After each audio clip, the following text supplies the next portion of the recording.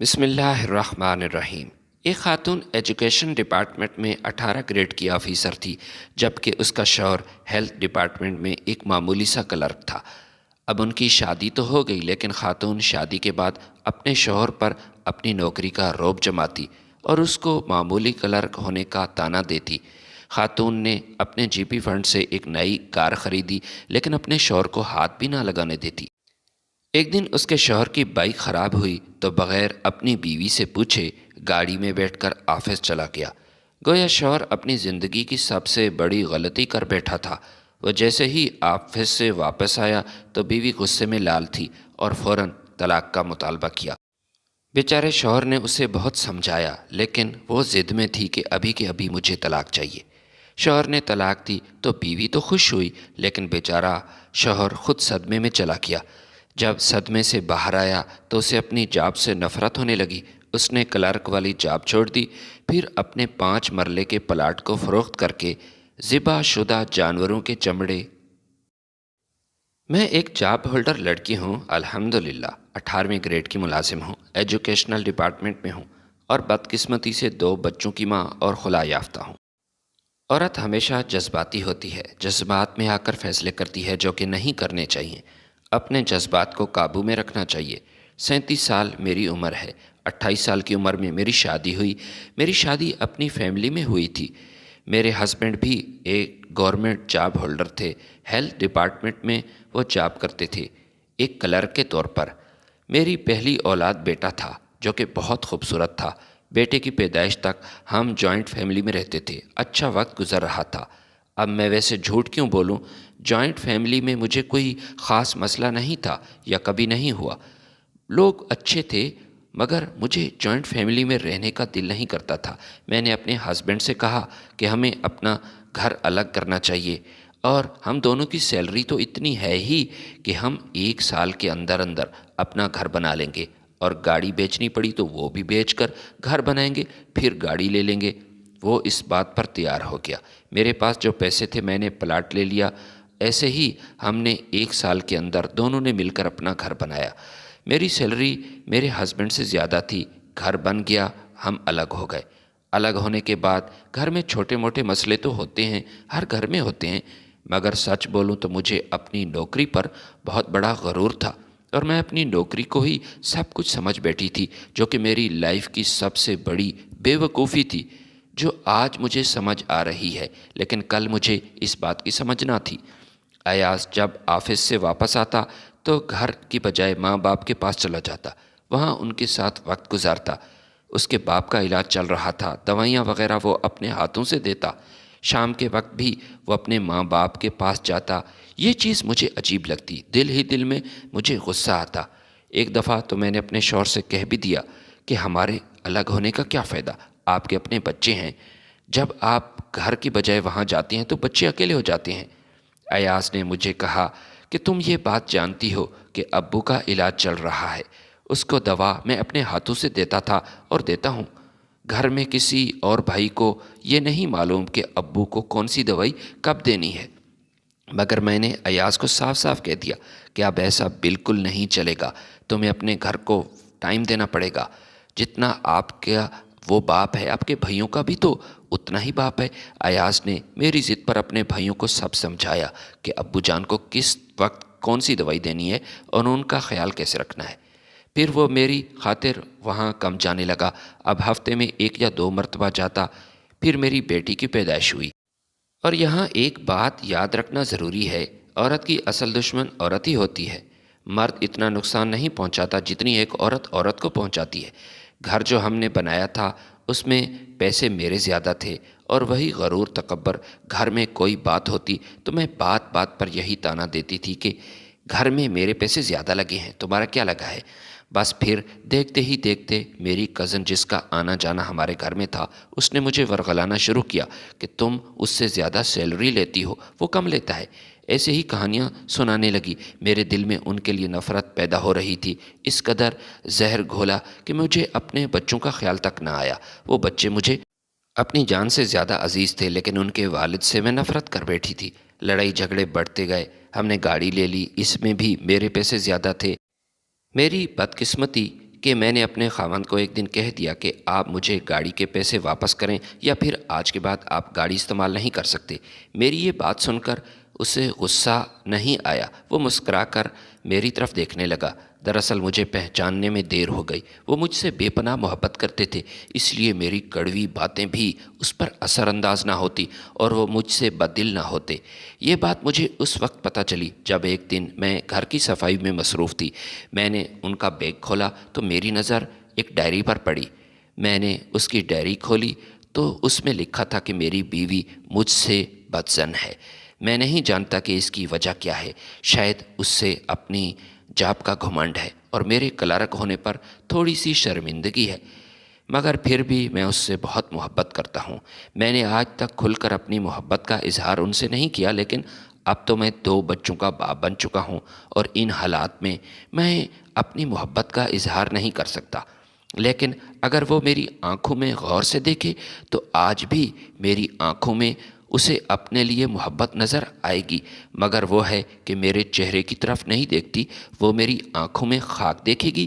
اسی طرح کی کئی باتیں لکھی تھی، لیکن میں زیادہ نہیں پڑھ سکتی تھی کیونکہ میرے دل میں تو وہ تھا ہی نہیں۔ میں تو اپنی کزن کے کہنے پر اس سے علیحدگی کا منصوبہ بنا چکی تھی۔ ایک دفعہ میں اپنے دوست کے گھر گئی ہوئی تھی تو شاید ایاز کا بائک خراب تھا، وہ میری گاڑی لے کر اپنے آفس چلا گیا۔ جب گھر آئی تو گاڑی کو نہ دیکھ کر میرا پارا ہائی ہو گیا۔ میں انتظار میں تھی کہ وہ کب گھر آئے گا اور اس سے جھگڑا کروں گی۔ وہ جیسے ہی گھر آیا میں اس سے جھگڑنے لگی۔ بیچارہ تھکا ہارا گھر واپس آیا تو ابھی گاڑی کے اندر ہی بیٹھا تھا کہ میں نے گاڑی سے اترنے کا اشارہ کیا۔ وہ میرے طرف دیکھ کر حیران ہوا۔ وہ گاڑی سے باہر آیا تو میں نے کہا کہ تمہاری جرت کیسے ہوئی بغیر میری اجازت کے میری ہی گاڑی میں جانے کی؟ میں نے منع کیا تھا کہ میری گاڑی آپ استعمال نہیں کر سکتے، بلکہ آپ تو میری گاڑی کو ہاتھ تک نہیں لگا سکتے۔ یہ بات میرے لیے تو معمولی تھی مگر ان کے لیے معمولی نہیں تھی، کیونکہ میرے اندر زہری اتنے گھول دیے گئے تھے۔ انہوں نے گاڑی بیچ دی اور میرے پیسے مجھے دیے۔ میرا جو خاوند، اس کا جو بھائی تھا، وہ کینیڈا میں تھا۔ وہ گھر آیا تو 3 ماہ ادھر ہی رہا۔ واپسی پر جاتے ہوئے انہوں نے اپنے بھائی کو ایک گاڑی گفٹ کر دی۔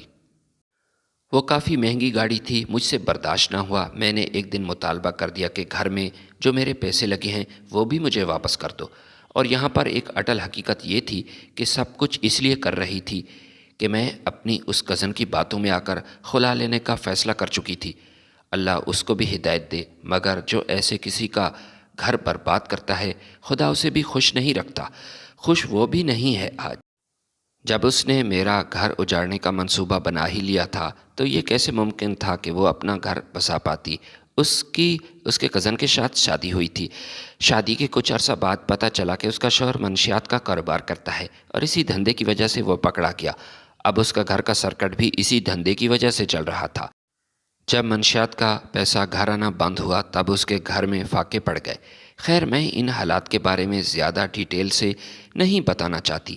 گاڑی تو ایک بہانہ تھی، میں تو مکمل طور پر اس سے علیحدہ ہونے کا منصوبہ دل ہی دل میں بنا چکی تھی۔ انہوں نے وہ گاڑی بیچی اور مجھے میرے پیسے واپس کر دیے۔ باقی جو پیسے بچے تھے ان سے اس نے ایک 5 مرلے کا پلاٹ لے لیا۔ میں غرور و تکبر میں ڈوبی ہوئی عورت نفسیاتی مریض بن چکی تھی۔ جب وہ پیسے مجھے مل گئے تو میں نے طلاق کا مطالبہ کیا۔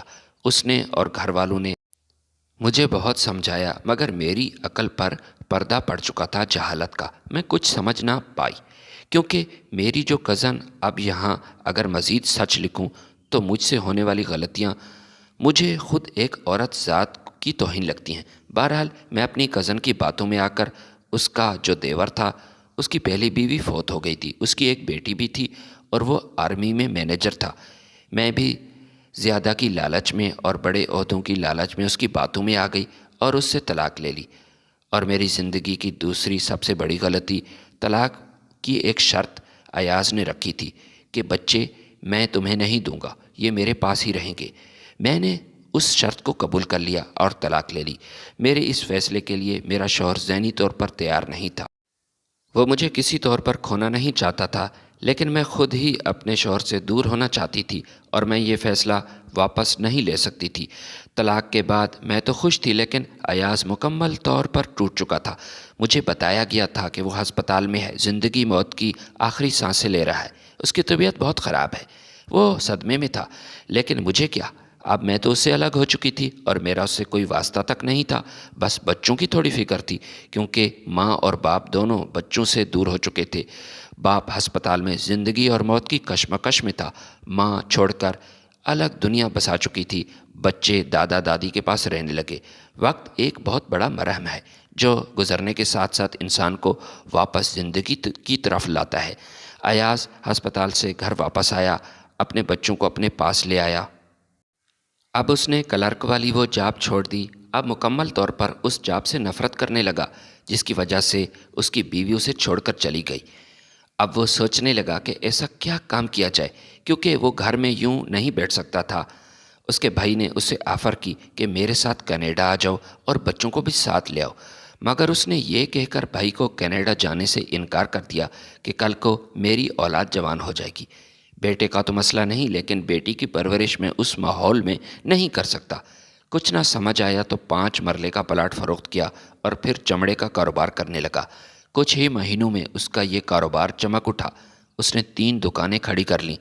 عدت پوری ہونے کے بعد میری کزن نے اپنے دیور کے ساتھ میری شادی کرا دی۔ 4 ماہ تک میں وہاں رہی، نوکری بھی کرتی، پیسے وہ سارے لے لیتے تھے، گھر ان کا بہت بڑا تھا اور کوئی سکون نہیں تھا، ہر وقت ٹارچر کرتے۔ اپنے بچوں کو چھوڑ کر اس کی بچی کو سنبھالنے لگی، صبح سکول لے جاتی تو بچی کو بھی ساتھ لے جاتی۔ ان کے گھر میں بڑی بڑی گاڑیاں، ڈرائیور، سب کچھ تھا، مگر میں تو رکشے پر آتی تھی۔ اس سے بڑی اور سزا مجھے کیا ملتی کہ میرے بچے تو مجھ سے جدا ہو گئے اور اس کی بچی کو میں سنبھال رہی تھی، اور بچی بھی ایسی جو مجھ سے بالکل مانوس ہونا ہی نہیں چاہتی تھی۔ بات بات پر مجھے گالیاں دیتی اور اپنے باپ کے سامنے میری شکایت کرتی۔ بچی کی شکایت پر میجر صاحب مجھے مارنا شروع کرتے، اس وقت تک مارتے رہتے جب تک وہ تھک نہ جائیں۔ اور میری وہ کزن جس کی بات مان کر میں نے اس سے شادی کی، اس کا رویہ مجھ سے ایسے ہو گیا جیسے کہ میں اس کی دشمن ہوں۔ وقت گزرتا گیا، میں جس نوکری کو اپنا سہارا سمجھتی تھی، 11 ماہ وہاں رہی۔ اپنی سیلری سے مجھے صرف 10,000 ملتا تھا کہ یہ تمہارا جیب خرچ ہے۔ 10 ماہ بعد مجھے پتہ چلا کہ اس نے اسلام آباد میں شادی کر رکھی ہے، مگر میں نے نبھانے کی بہت کوشش کی اور اپنے آپ سے وعدہ کیا کہ کچھ بھی ہو جائے میں اس گھر سے نہیں جاؤں گی۔ اب یہاں میرا جنازہ ہی جائے گا یہاں سے۔ بار بار ٹارچر کرتا کہ تاکہ میں کسی طرح طلاق کا مطالبہ کروں اور یہ گھر چھوڑ دوں۔ باپ تو باپ ہوتا ہے۔ ایک دن ابو نے مجھ سے کہا کہ کوئی بات نہیں بیٹا، وہاں ایسے اذیت بھری زندگی نہ گزارو۔ وہاں سے بھی طلاق ہو گئی، واپس آ گئی ابو امی کے پاس۔ 2 ماہ پہلے ابو کی وفات ہوئی۔ باپ کے جانے کے بعد بھائی میرا سہارا تھے، لیکن جب ان کی شادیاں ہوئی تو وہ اپنی زندگی میں مصروف ہو گئے۔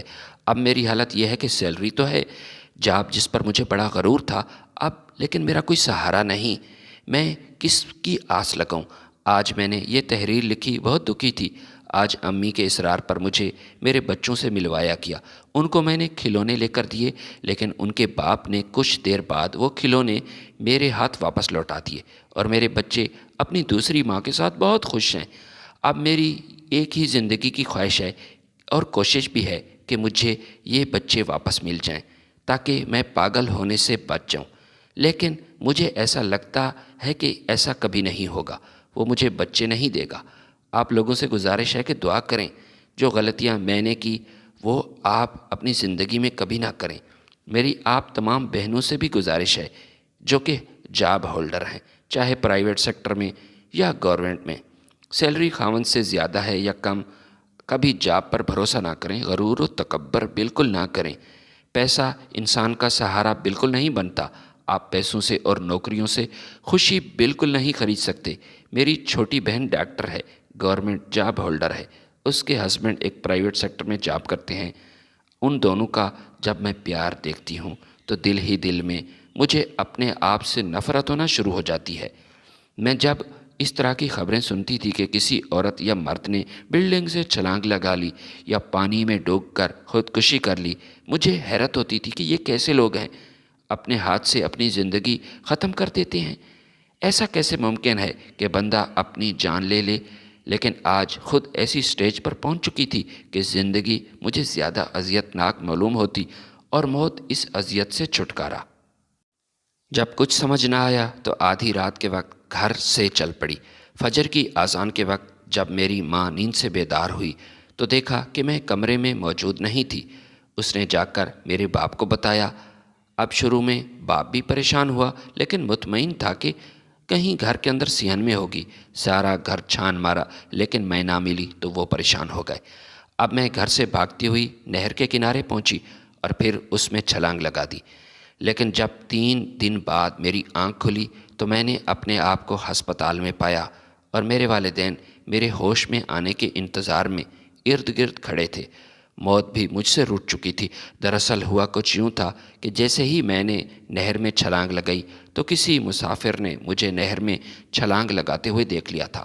ساتھ ہی ریسکیو والوں کا آفس تھا، اس نے آفس میں اطلاع دی۔ انہوں نے بے ہوشی کی حالت میں مجھے نہر سے نکالا۔ ہسپتال کے اندر میں اپنے باپ کے چہرے پر مایوسی دیکھ رہی تھی۔ وہ تکلیف میں تھا، میں اپنی تکلیف بھول گئی، والد کے لیے پریشان ہو گئی۔ ایک پیار اور محبت کرنے والا شوہر میں کھو چکی تھی، لیکن اب میں اس سے بھی زیادہ محبت کرنے والے والدین کو کھونے جا رہی تھی۔ کتنی بے وقوف تھی، غلطی پہ غلطیاں کیے جا رہی تھی۔ میری اس تعلیم کا کیا فائدہ کہ مجھے صحیح غلط کا شعور نہ تھا۔ میں نے اپنے باپ کے ہاتھوں کا بوسہ لیا اور کہا کہ ابا مجھے معاف کر دیں۔ میں آپ سے وعدہ کرتی ہوں کہ آئندہ جیسے بھی حالات ہوں گے اپنی جان لینے کی کوشش نہیں کروں گی۔ میں نے کیوں کیا اپنے ساتھ ایسا؟ کیوں ہوا میرے ساتھ ایسا؟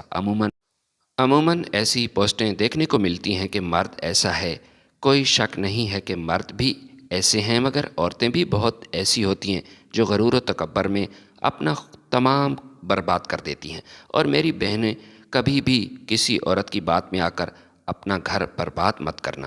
عورت ہی عورت کی دشمن ہے، یہ کبھی مت بھولنا۔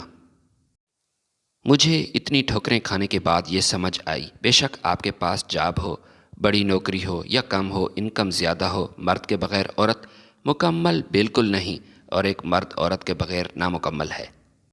یہی فیملی ہوتی ہے، میاں بیوی بچے، اس کے علاوہ کوئی چیز آپ کو خوش نہیں رکھ سکتی۔ یہ معاشرہ ہے ہی ایسا۔ یہاں ایک طلاق یافتہ عورت کتنی ہی پاک صاف کیوں نہ ہو، اس کو ہر کوئی غلط نظر سے دیکھتا ہے۔ اپنے ہوں یا غیر، ہر کوئی غلط سمجھتا ہے۔ اللہ ہر کسی کی بہن بیٹی کے نصیب اچھے کرے۔ غرور و تکبر سے اللہ ہر کسی کو بچائے۔ میرے لیے دعا کرنا، اللہ کوئی بہتری والا معاملہ کرے، ورنہ جس قدر میں نفسیاتی مریضہ بنتی جا رہی ہوں میرے پاس یہ نوکری بھی نہیں رہے گی۔ میری اس تحریر کا مقصد صرف اتنا ہے، جو غلطیاں غرور و تکبر مجھ سے ہوئیں آپ نہ کریں۔ اللہ کو عاجزی پسند ہے، کسی بھی مخلوق کا غرور پسند نہیں۔ انسان آخر یہ بات کیوں بھول جاتا ہے؟ جس مٹی پر اکڑ اکڑ کر چلتا ہے اسی مٹی کے اندر جانا ہے۔ اور اکڑ کس بات کی ہے؟ جب ایک چیونٹی کے کاٹنے سے اس کی چیخیں نکل جاتی ہیں۔ اگر اس کا پیشاب بند ہو جائے تو جاری کرنے کے لیے اپنی تمام جائیداد، مال دولت بیچ ڈالے گا، اور اگر وہ صحرا میں کہیں گم ہو جائے اور پیاس کی شدت محسوس ہو، تب ایک گلاس پانی کے بدلے وہ اپنی تمام جائیدادیں بیچ ڈالے گا۔ انسان بہت کمزور ہے اور اسے اپنی لمٹ میں رہنا چاہیے۔